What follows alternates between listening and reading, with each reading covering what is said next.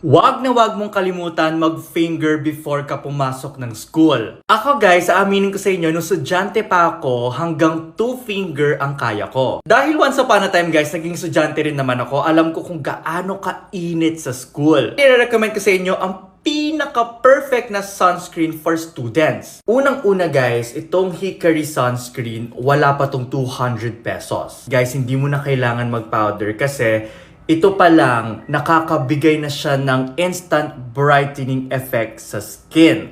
And guys, hindi ko to ikakat, papakita ko sa inyo.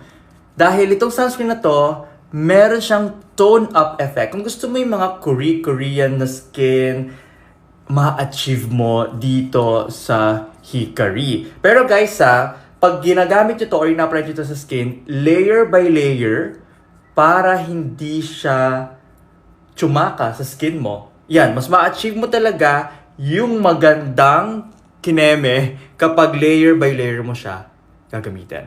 Tingnan nyo guys